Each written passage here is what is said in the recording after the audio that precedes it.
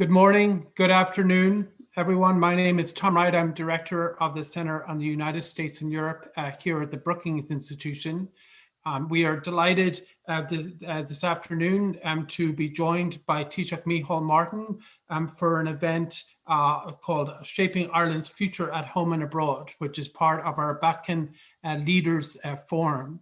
I send regrets to my colleague John Allen, who passes on his best wishes, taoiseach, but is unable to join us this morning because of a technical difficulty, and apologies for the delay in getting started to those watching.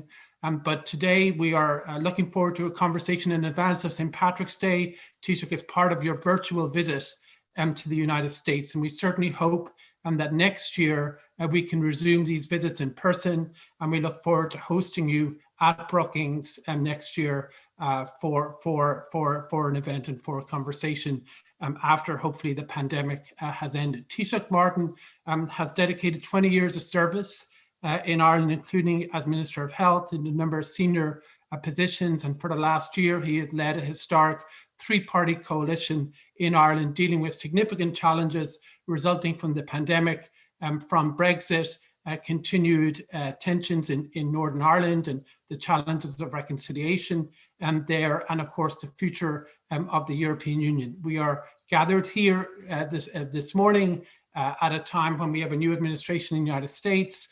President Biden, of course, is a long-term friend of Ireland, has visited on many occasions. And I know, taoiseach, that you will be meeting with him, I think, virtually later this week to sketch out the future of Ireland's relationship with the United States in the next 4 years, and the role that the United States may play, not just in relations with Ireland, but also in terms of the post-Brexit European Union and US policy toward Europe. So without further ado, I'd like to begin. But before I do that, I would just like to thank Alan and Jane Batkin for their continued support of this forum. And taoiseach, with that, over to you, and then we will get started in the conversation. And please feel free, if you are watching, to submit your questions via YouTube or on Twitter. Thank you. Thank you very much indeed, Thomas, for your welcome, and my regards to John as well. And I'm very pleased to join you and the Brookings Institution for today's event. And I look forward to my conversation with you later, Tom. And of course, look forward to be in the US next year physically once we emerge from COVID. For more than a year, humanity has together fought a pandemic, the likes of which none of us has seen in our lifetimes. It has had profound impact wherever it has struck, including in the United States and in Ireland. The fight is not yet over, far from it. The virus has shown that it can mutate to find new and better ways to infect us, becoming more virulent, more able to attack, and more able to spread. But humanity too has shown its capacity to fight back. Through science, we have found new tests, new treatments, and most encouragingly, new vaccines that can push the virus back and help us to recover.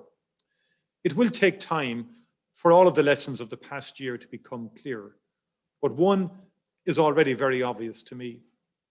Humanity, when it pulls together, can prevail, even against seemingly impossible odds. It is a principle that has always guided Irish foreign policy and my own personal beliefs. It is something to which the new Biden administration is committed. For a small country, a commitment to shared endeavor and to effective multilateralism has always made sense. We need a world in which there are rules, not least to protect the weak from the strong. But the pandemic has made it clear that it makes sense for big countries too. We are all interconnected. We all depend on each other. We share a single planet, and we cannot solve global problems acting alone. Ireland became an independent country almost a century ago. We did so in the shadow of a First World War that had destroyed Europe, decimated a generation, and swept old orders away. It was a time when a new approach was emerging, and the League of Nations, the first worldwide international organization, was founded in 1920. Even before Ireland was an independent country, even before the League itself was founded, the first Dáil, the parliament elected by the Irish people to seek independence, voted in April 1919 to seek membership of the League. We became members in 1923. Since the very start, Irish foreign policy has been driven by a commitment to peace, to a rules-based order, and to effective institutions to protect them. Over decades, we have done what we can to strengthen and promote cooperation, whether through our peacekeeping and UN helmets, our committed membership of the European Union, or our role in promoting human rights, disarmament, and non-proliferation. At the start of this year, we took up a seat for the fourth time as an elected member of the UN Security Council. It is an honor for us to serve. Those of us who believe in the UN and all it stands for need to do what we can to defend and to strengthen it. President Biden's assertion that the US is back has given us great heart. The US was central to the establishment of the United Nations. Its leadership is indispensable. Having its heft and ingenuity back at the table to tackle global challenges at scale is a game changer. After the pandemic, the most pressing issue we face globally is climate change. The return of the United States to the Paris Climate Accord is therefore enormously significant. We know John Kerry well in Ireland. He will make a dynamic contribution as Special Presidential Envoy for Climate. Climate change is not only an existential threat, but a driver also of conflict and instability. Addressing this will be a key priority for Ireland during our Security Council membership. I also welcome US re-engagement with the UN Human Rights Council, with the WHO, and with UNFPA. Decisions made in and by these bodies have impacts on the lives that real people live, especially in the most disadvantaged parts of the world. My message to President Biden when we speak later this week will be that Ireland not only appreciates the US's re-engagement, but we are committed to working with him to make it count. I will also say to him that Ireland is committed to deepening the partnership between the United States and the European Union. When the United Kingdom decided to leave the European Union, Ireland did not even for a single moment, waver in its commitment to its membership of the European Union. It is our home. We will continue to work within the European Union to shape its future, one that we hope will be outward-looking, progressive and prosperous. We want an EU that works hand in hand with its oldest ally and friend, the United States, on the big challenges the world faces. The EU and the US share history and values, a commitment to democracy, human rights and freedom. Our interests are frequently aligned, including on a fair and open approach to trade. We should be working together to ensure that our efforts to drive economic recovery can have a multiplier effect, supporting each other and the world to gain back the ground lost to the pandemic as quickly as we can. We also need to focus on new and emerging areas of common interest, including disinformation that is corroding trust in our democracies and the growing cyber threats we face. President Biden and Secretary Blinken have made clear their interest in a renewed transatlantic relationship. I know that it is genuinely reciprocated on the other side. Working together, we can have real global impact. Of course, Ireland's deep and historic bilateral relationship with the United States will always remain profoundly important to us. It is a relationship that continues to mature and develop, renewing itself with each generation. In recent decades, we have seen particular growth in our economic ties, and our economic relationship has increasingly become one that delivers benefits to both sides, strongly integrated and increasingly balanced. The United States is Ireland's most important economic partner when it comes to trade and investment flows. And Irish investment in the United States is growing to the point where we are now the 9th largest source of FDI into the US. Beyond that, the US has also been an unwavering supporter of the peace process in Ireland and Northern Ireland. It played an instrumental part in bringing about the Good Friday Agreement, the transformative document that underpins our peace. In the more than 2 decades since the agreement was signed, the United States has supported and encouraged its implementation. holding parties to account and helping them to make the tough decisions when needed. Support has been bipartisan, and it has always been forthcoming. A generation has grown up and come of age in Northern Ireland without knowing the daily violence and fear that marked out the 3 decades of the troubles that went before. However, peace is fragile, and we never take it for granted.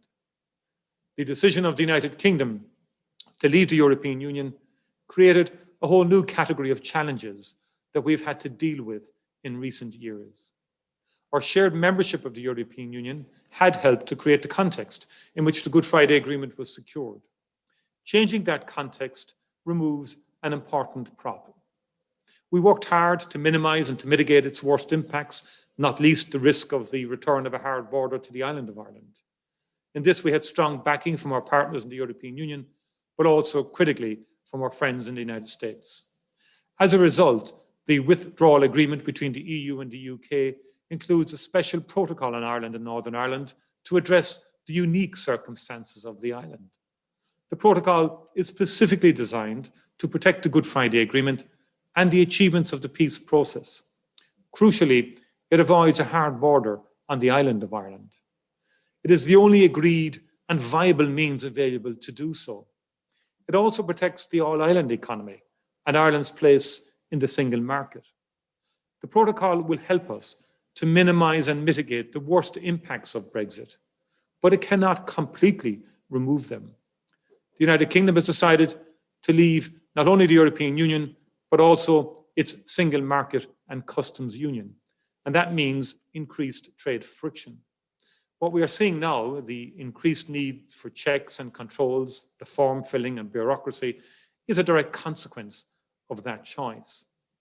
Where we can find pragmatic ways to minimise that friction within the framework of the protocol, the European Union is ready to do so. I do not for a moment dismiss genuinely held difficulties and concerns, and I will support EU engagement with the United Kingdom to find agreed ways forward where we can. In fact, the withdrawal agreement contains within it mechanisms specifically designed to deal with issues that arise, a joint committee and specialised committees. That is where teething problems should be worked through so that we can find common solutions. Unilateral action to disapply or not to implement aspects of the protocol does nothing but corrode trust, the only basis on which sustainable long-term solutions can be found. It exacerbates uncertainty and instability, 2 things Northern Ireland can well do without. The United Kingdom's departure from the European Union also removes a common space in which Irish and British ministers and officials met to discuss all kinds of issues, from the environment to the economy to health. It challenges us now to find new ways of ensuring that the closeness we have enjoyed with our nearest neighbours continues to flourish and grow in the years ahead. I am strongly committed to strengthening our bilateral relationship with Great Britain, reflecting the extent of our shared history, interpersonal connections, along with our indispensable partnership as co-guarantors of the Good Friday Agreement. I am glad that it is an ambition fully shared by British Prime Minister Boris Johnson, with whom I look forward to working to reset and refresh our relationship for a new era. I'm also committed to working on shared challenges we face on the island of Ireland, shaping relationships for the future. At home, every bit as much as in the world, we know that ultimately the most powerful driver of change and ambition is forging unity of purpose and of people, locally, regionally, nationally, and globally, often simultaneously. Irish Nobel Peace Prize winner John Hume, in accepting the prize in 1998, jointly with David Trimble, described the Good Friday Agreement, which he had helped to craft, as an opportunity to shape the future on the island for the first time through real unity of purpose. I was reminded of this recently when I heard President Biden, in his inaugural address, also speak profoundly of unity, describing it as that most elusive of things in a democracy, but the key to overcoming common challenges. President Biden spoke of the way of unity, to see each other, not as adversaries, but as neighbors. And he said, let us listen to one another, hear one another, see one another, show respect to one another. President Biden's words resonate for those of us on the island of Ireland who know the potential power of this approach. It is hard work. Our peace process continues to this day to need ongoing care and resolute commitment on the journey to a full societal reconciliation. We need to keep listening, keep hearing, keep showing respect. And we face undoubted challenges on the island. New difficulties raised by Brexit and its outworkings, enduring difficulties from the legacy of the Troubles, the recurrent tensions of power sharing in Northern Ireland, and corrosive mistrust at times at community level. All of the institutions of the Good Friday Agreement are operating again. This is vital, but clearly we have not yet realized the goals set in the agreement of achieving reconciliation, tolerance, and mutual trust. We cannot build the prosperous, promising future we all want for our children and grandchildren without better connection and understanding between the different political traditions that are destined to share the island, come what may. Reconciliation is fundamental for our future on the island of Ireland. That is why my government has launched our Shared Island Initiative. It puts the task of harnessing the full potential of the Good Friday Agreement to foster reconciliation back at the top of our agenda and across the whole of government. At its heart is our vision of working with all communities and traditions on the island to build consensus around a shared future, to build the unity of purpose that I spoke of earlier.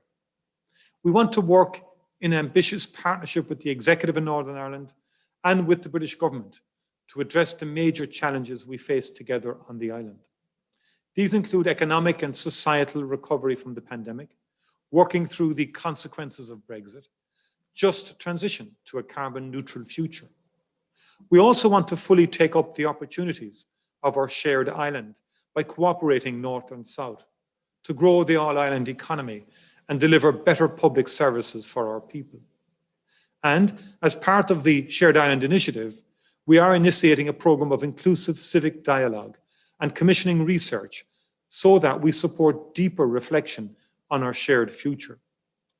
Through the Good Friday Agreement, with the support and good counsel of the United States of America, we definitively resolved how we decide on the constitutional future for the island, founded on the principle of consent. Everyone on the island has the right to advocate for the constitutional future they wish to see for Northern Ireland, whether they aspire to United Ireland, to remain a part of the United Kingdom, or whether they do not identify with either tradition. I affirm that right as taoiseach, but we do not need to be defined solely by these issues. These constitutional provisions do not stand apart from the rest of the Good Friday Agreement and the commitment to strive in Northern Ireland, north-south on the island, and east-west, or as we play our part in the wider world, to build a better future.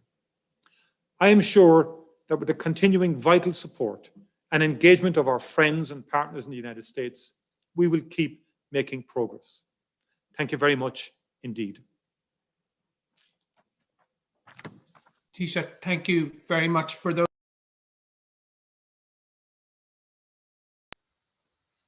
Taoiseach, thank you very much for those remarks. We will now wait just about 30 seconds or so to give you the opportunity to take a seat and to have a conversation. My own sort of perspective on what you said, I think we learned quite a lot in terms of the Shared Island Initiative and the challenges of reconciliation in Ireland, but also at the beginning on the pandemic, and that's where I'd like to start in a moment. Just as a reminder to those watching, you can submit questions that we will pose to the Taoiseach in about half an hour or so. There are two ways for you to do that. The first is for you to email events@brookings.edu or on Twitter using the hashtag US Europe. So taoiseach, thank you very much, and thank you for your remarks, and looking forward to the conversation. Let me start, if I may, with COVID-19 and with the pandemic, and particularly with the role of the European Union. You used to be a Minister of Health. Health is one of those very few areas that the EU had very little to do with prior to the pandemic. It was sort of in the competency of national governments. Early on, we saw a lot of chaos around Europe with competition for critical medical supplies and the closing of borders. More recently, we have seen a common European approach on vaccines, but the EU has lagged behind the United States and the United Kingdom on distribution of vaccines. So my question is, what lessons do you take from this experience, and how can the EU institute reforms to prepare for the next pandemic or the next major public health challenge to rectify those mistakes? And as I said, we saw both it being nationalized at the beginning and more unified later on. Thank you. And taoiseach, you're on mute. Sorry. We're having lots of technical issues this morning. So.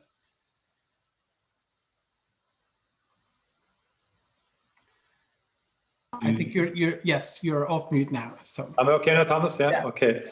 Could I first of all say I was Minister of Health actually back 2000 to 2004 during the SARS crisis, if you recall SARS, and at that stage Europe had very little coordination on public health at all, and in fact was nowhere near any sort of collective approach on vaccines or medicines. So move on quickly to now, and I've been struck by the coordination on the vaccine front. It's a world of a difference between 20 years ago. And so I stand back from the immediate situation and say, you know what, Europe has created a model around vaccine procurement in terms of the idea of 27 member states working collectively, using its collective purchasing power to assist and facilitate the development of vaccines in the first instance, and then the distribution of vaccines. There are undoubtedly lessons to be learned from it, particularly around the manufacturing and production side, which has been problematic, but also the authorization process. I mean, we're 4 weeks essentially behind the United Kingdom because the United Kingdom decided on an emergency provision to authorize its vaccines. Europe, through the EMA, went through the due diligence, if you like, and took a different approach. And both are arguably, okay, because we are in the middle of an emergency, of a global pandemic. But that's one factor. The other factor is production and manufacturing within Europe. The third factor is Europe has been open. Europe has kept the supply chains open. European sites are being allowed to export their vaccines around the world. And that's an important factor to bear in mind as well. But overall, we do need obviously to develop a stronger flow and higher volumes of vaccines. But I think on the vaccine front, Europe has done well. What would I change for the future? I think you summed it up in the beginning. Health was never a core competency of the European Union. We need to reflect on that. You can't do it all at once. I think we should focus on public health.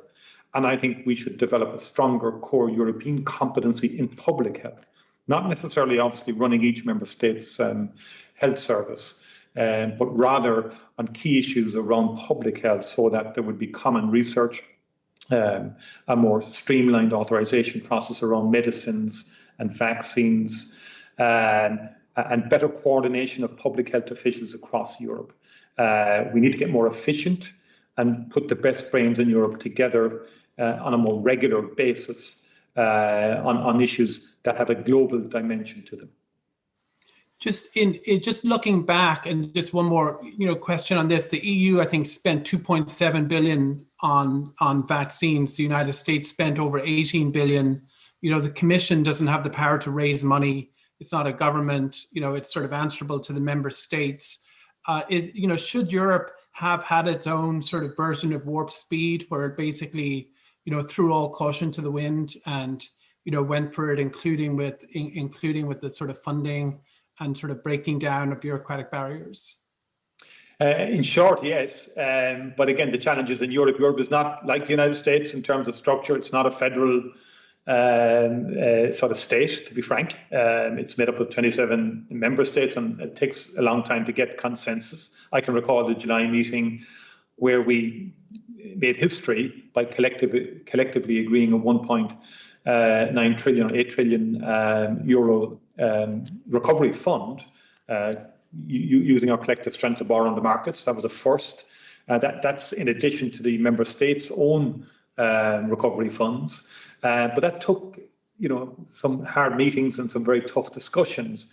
And perhaps it's a signal of more collective action into the future. But certainly, I've read all the various sort of analysis of the vaccine purchasing situation. It's on the manufacturing side, it seems to me, that Europe should have perhaps concentrated more. It did well, I think, in terms of helping the development of vaccines. I mean, Pfizer, BioNTech, pretty good small BioNTech company, which came up with the technology, partnering with Pfizer, and likewise other companies across Europe likewise. But it's where the challenges for us has been in getting the vaccines manufactured and getting them delivered, and particularly with the AstraZeneca vaccine, that has proved particularly problematic for Europe. AstraZeneca has not been in a position to fulfill its contracts. It is saying that its yield from its European plants has been quite low, or for the plants that were earmarked to send vaccines to Europe. But I think what we will learn lessons from this pandemic, and Europe will have to learn lessons. And I think on big ticket items like this, the purchase of a vaccine, working together to get vaccines, PPE, there is changing thinking within Europe around creating a greater degree of self-reliance on the essentials that are required to deal with global emergencies such as this. Thank you. And moving on to Northern Ireland and particularly the role of the United States. Last year, the United States, both in the form of the Trump administration and the Biden campaign at the time, made a number of fairly crucial interventions, to uphold the protocol, to protect the Good Friday Agreement. But since then, and since the trade agreement, the agreement between Britain and the EU, the protocol has come under pressure in lots of different ways. We saw the EU declare Article 16, something that was revoked very quickly on the advice of your government and the UK government. But we've also seen the DUP leader, Arlene Foster, call for the protocol to be ditched. And there are various problems in its implementation. And so my question is, as you talk to American leaders, President Biden and congressional leaders this week, I think one question they will have is, what should they be looking for over the next sort of year or two in terms of protecting the protocol and the Good Friday Agreement? What can the United States do? What are some of the different ways in which that is coming under pressure?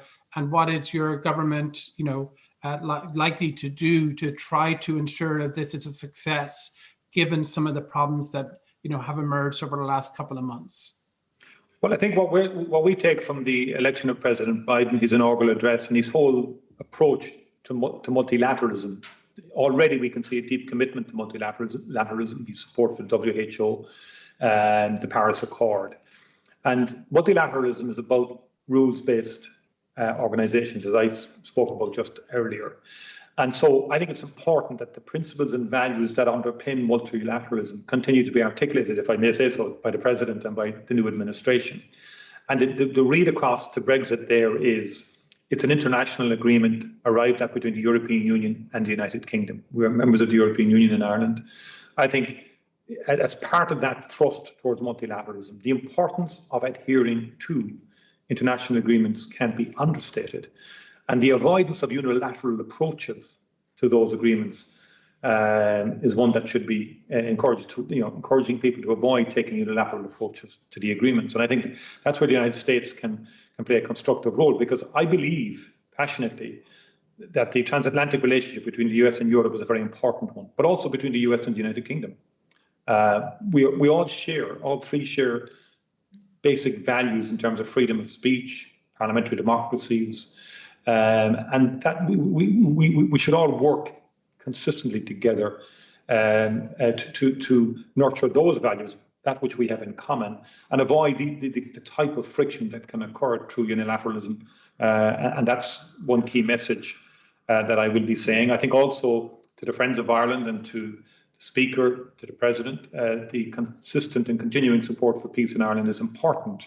And I think all are aware, and particularly the United Kingdom, are aware of President Biden's deep a genuine commitment to peace in the island of Ireland and to the Good Friday Agreement, and hence his desire that nothing would happen that would underpin that carefully constructed edifice that involved so many parties over 20 years ago. And I think that's the nature of the discussion we'll be having with our friends on the Hill this week and with the President as well. Thank you. I'd like to come back to Northern Ireland in a moment, but just given what you said, in January, I think in remarks in Dublin, you said, absent Britain, Ireland can become a bridge between the United States and the EU to help rebuild the Atlantic Alliance.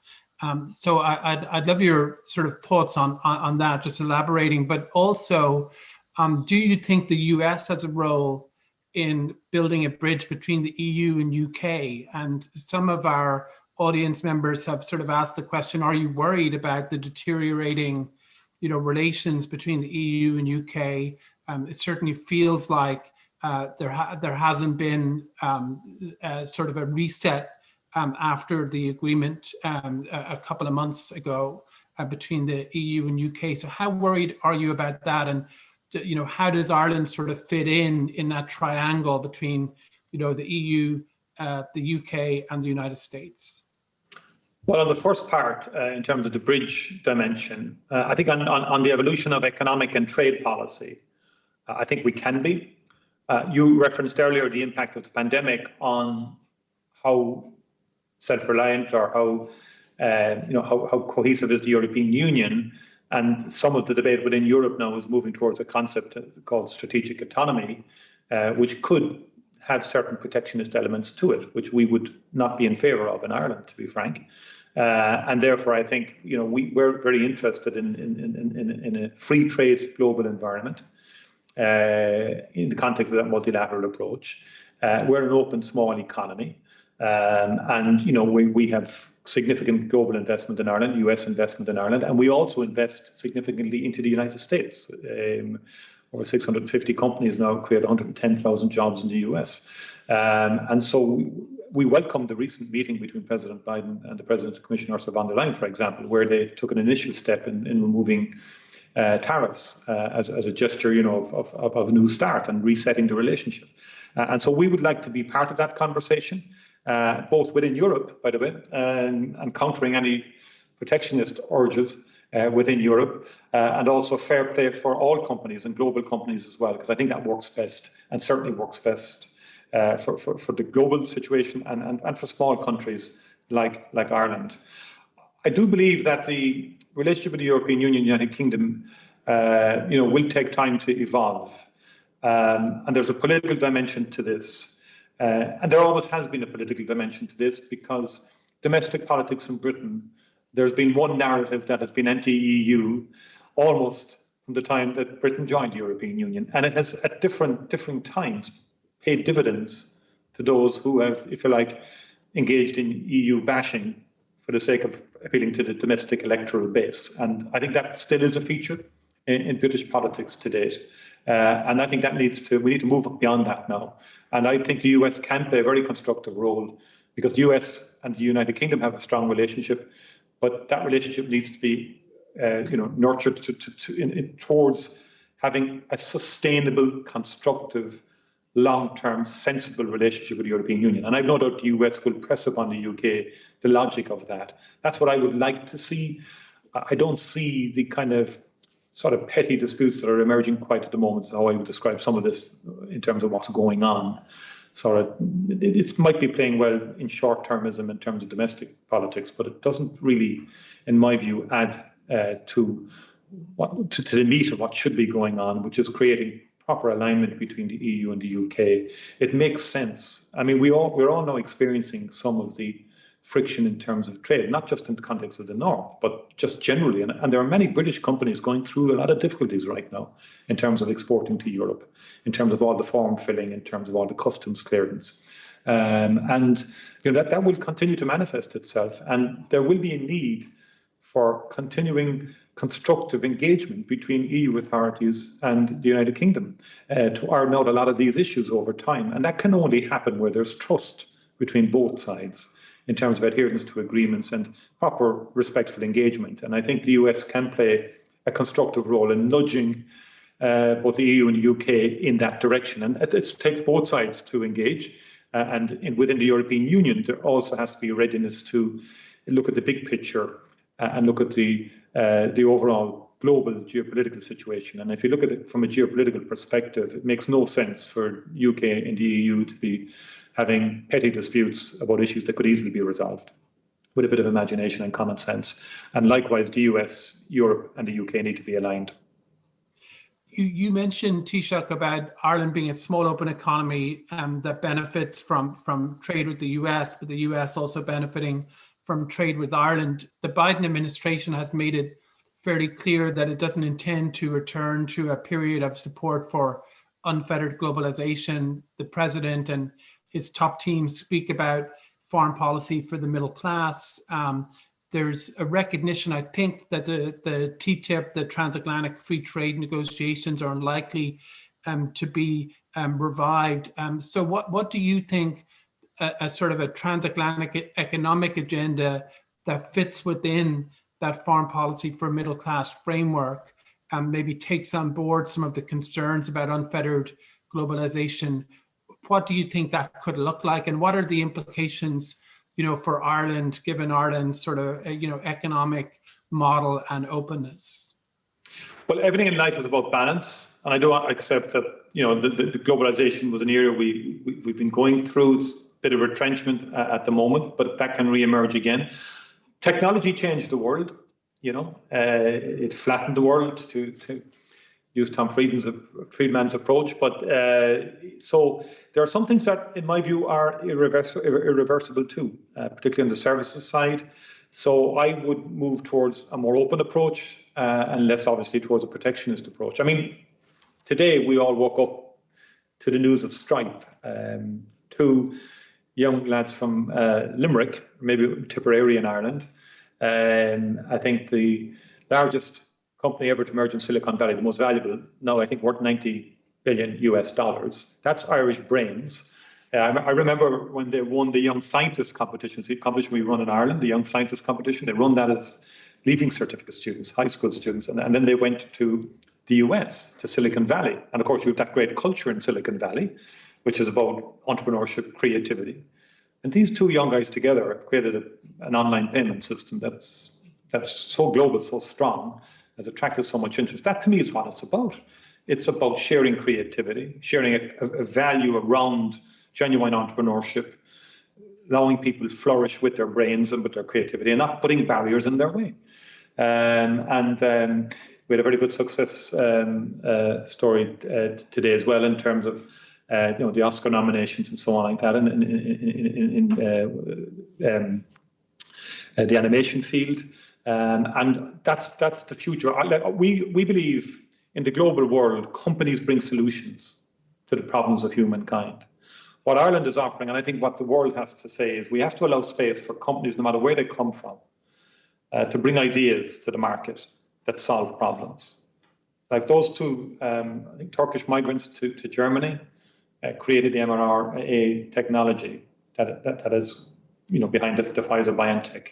So I'm against barriers as much as we possibly can. There has to be balance in relation to this, of course, and we've got to look after our own populations in the midst of all of this, but we do enrich ourselves by opening up. That's the point. I mean, the great story of the United States to me is migration, historically, if you think about it. You get a full flooring of different ideas, different perspectives, and that adds value to economics, to business, to solutions, to the arts, to culture.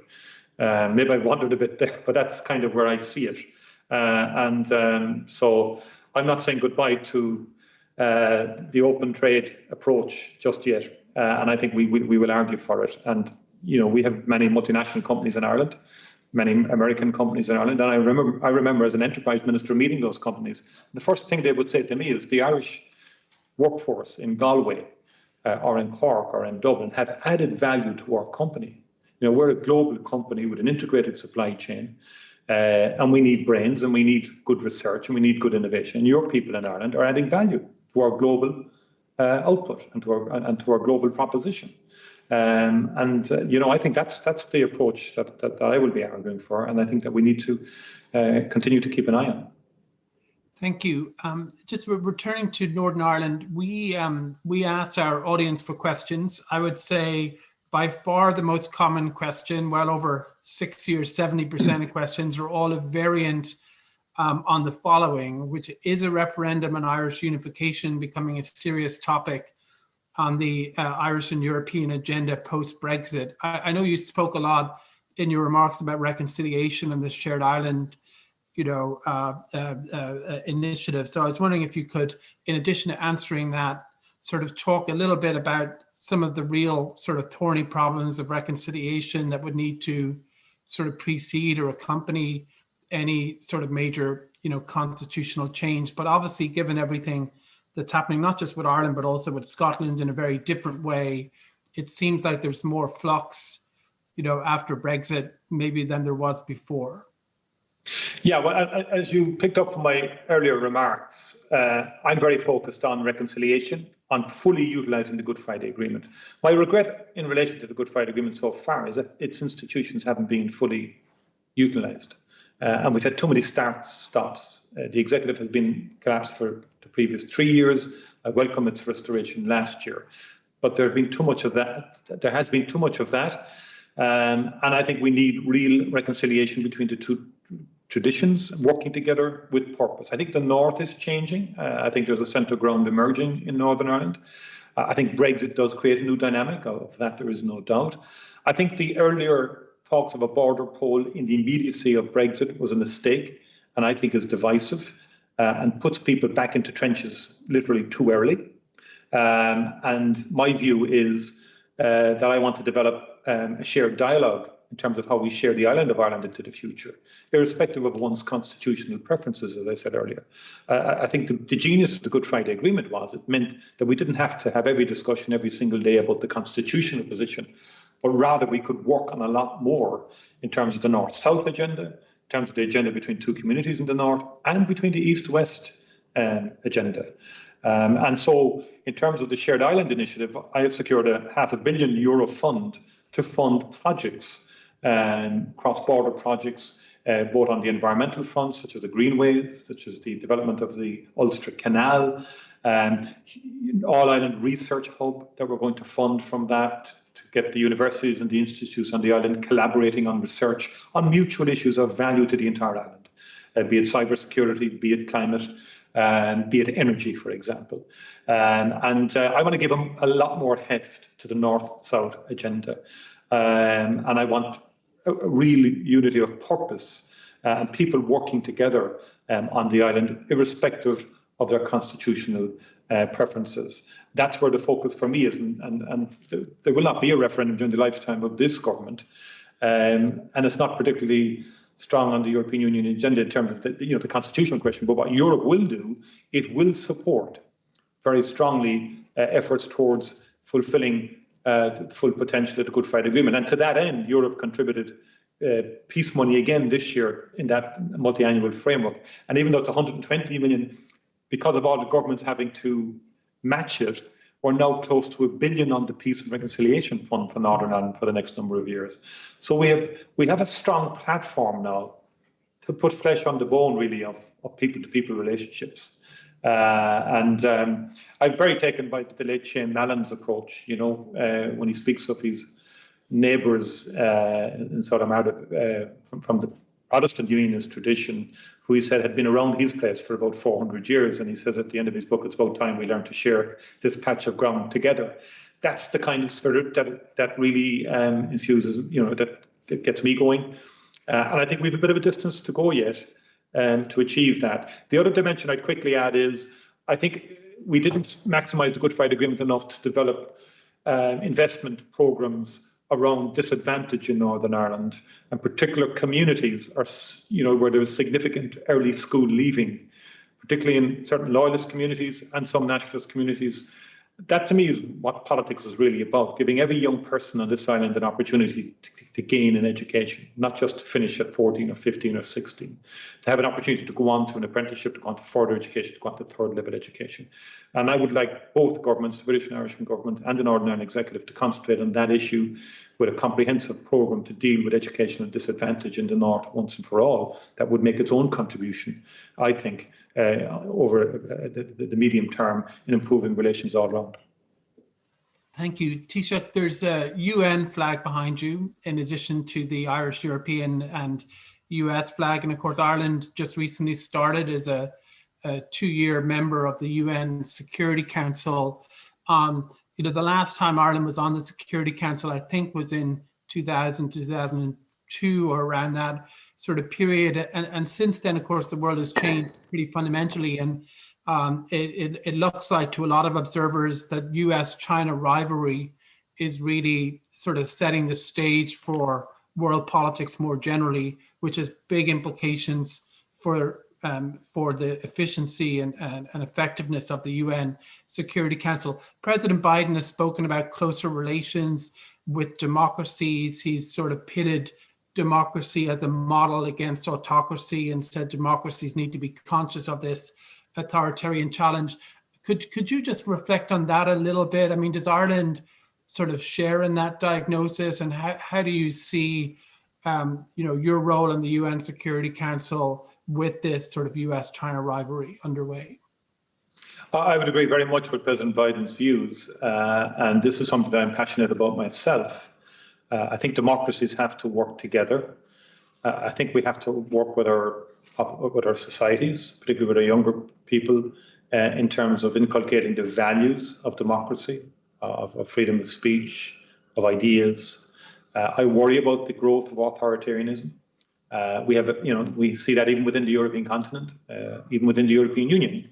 Some member states have shown trends that are deeply troubling in terms of what we would perceive to be the undermining of basic tenets of a parliamentary democracy, separation of powers, and so forth. So that is very much where we're coming from. As I say, a small country that has always, from the time of our independence, believed in international rules-based organisations and a democratic way of doing things.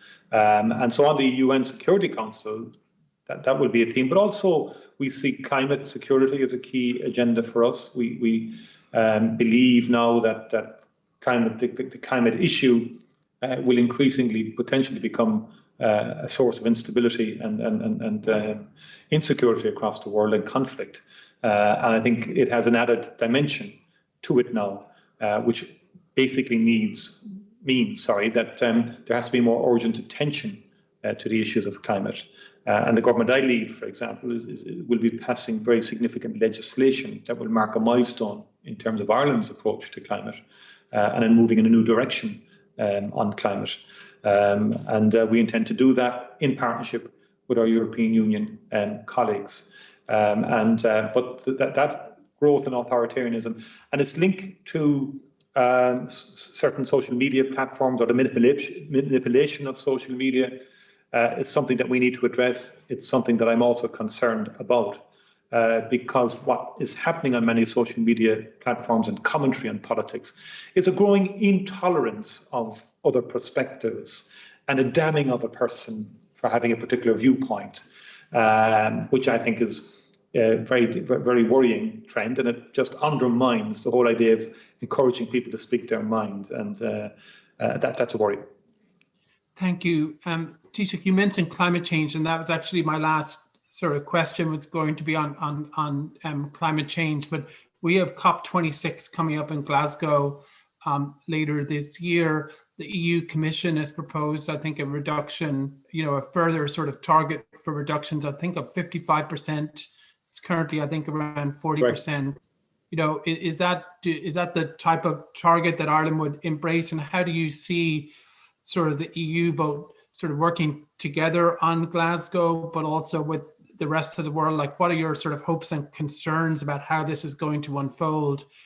These meetings tend to be, fairly difficult. Obviously, there's increasing sort of geopolitics around climate itself. and how to tackle that. So what's your view of Glasgow and also of sort of the EU's ambitions on it? Well, first of all, we embraced the European ambition, and we would have supported it enthusiastically at the last council meeting on climate change. It took 23 hours to complete the meeting, Thomas, so you can get the challenges, and that was around the principles of the targets. There's a lot of work to be done yet in terms of the working out of the, the burden sharing and so on amongst member states. And we have a long way to go ourselves as a country. And have to be straight up about that. I think we've catch up, but we have very ambitious domestic targets as well. Renewable energy is going to be a key part of that. So you can see offshore wind is going to be a big thing in Ireland in the coming decade. So we're delighted with President Biden's announcement in terms of the Paris Accord. I mean, that has given the world a fillip, really, in terms of the climate agenda and John Kerry's appointment. So I think that in itself represents the turning of a corner again in terms of dealing with the climate issue. I think we have to refine our policies and do a bit more detailed work on concepts around just transition. We have to acknowledge that not everybody is starting from the same base point, that others will have more challenges than some. And we've got to try and bring people along with us in the debate, because the idea of just transition, and even at a micro level in Ireland, we're experiencing that as well. Very often the just transition, the investment that comes along with that is slow and doesn't materialize as quickly as, for example, the closure of certain plants, fossil emission plants, for example, energy plants. So I do think, those are the kind of detailed sort of policy work that I would like to see more of. But I think the key issue is blocs like Europe, global powers like Europe and the US can make a real contribution to this. And Europe is heading in the right direction. So the European Recovery and Resilience Fund, for example, the 1.8 trillion I spoke about earlier, its two key themes are a green recovery and digital transformation. And we will mirror that in terms of our national economic recovery plan as we emerge from COVID-19. And I think across most member states, you will see that as well. Thank you. Just one final question, actually, just coming back full circle to COVID-19, because I think it would be of interest to a lot of people watching and on either side of the Atlantic. But in terms of continued travel restrictions and all of these precautions, which are understandably in place, are you sort of talking to the US government at the moment in terms of what the time frame is in terms of how those restrictions will be eased on either side? And I know it's too early to tell in terms of the public health situation, but what are your broad expectations and hopes in terms of how this will sort of evolve and maybe be loosened on sort of transatlantic travel over the next sort of 6 months or so? It is too early to say, to be frank, and we will not be talking about travel this week, or we're not really engaging in that type of discussion. There is a lot of caution now, as you know, because of the new variants that have been here since the new year. And even across some member states in Europe, the case numbers are going back up again, and some countries are adopting severe restrictions. Ireland is in severe restrictions mode at the moment because we had a third wave at the beginning of the year. Thankfully, and thanks to the Irish people for responding magnificently to those restrictions, the numbers have come significantly down. Still at a high level, but have come down. And I think where this evolves really is the rollout of the vaccination programme in tandem with keeping the variants at bay. The B.1.1.7 variant, the UK variant, is much more transmissible and more deadly than the previous iterations of the virus. So, we've got to keep a really vigilant eye on that as we roll out the vaccination programme. The good news, even though we're not at the same volume as yourselves, is that we've decided on vaccinating those who are most vulnerable to the virus. That means our senior citizens, those in nursing homes, our frontline healthcare workers. And the impact of the vaccines has been quite dramatic in terms of reducing the incidence of cases amongst those who've been vaccinated in the cohorts of those vaccinated, and also severe illness and mortality. So that's very good news. And we're now progressing to all those over 70. We're making progress. We've had challenges, as you talked about earlier, in terms of the European, the manufacturing and production of vaccines, particularly AstraZeneca. But that said, when you stand back from this, the world has managed to develop very good vaccines, about 4 of them that we're using in Europe now when J&J come on stream, in about 10 months, which is quite an extraordinary collaboration between governments, researchers and industry.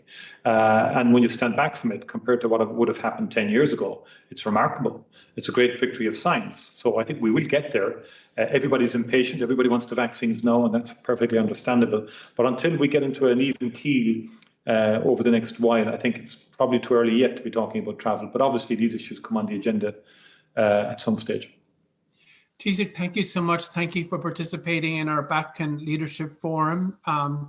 Thank you for your remarks and for engaging in the Q&A for an hour with us. We very much look forward to welcoming you in person the next time you're able to visit the United States. And we wish, of course, your government and the people of Ireland well in the next few months in exiting the pandemic and on the vaccination front. And we also, on behalf of all my colleagues at Brookings, would like to wish you a slightly early St. Patrick's Day. Happy St. Patrick's Day. Thank you very much indeed, Thomas, and happy St. Patrick's Day to you and all at the Brookings Institute. I really enjoyed the conversation and I appreciate the opportunity to speak to you.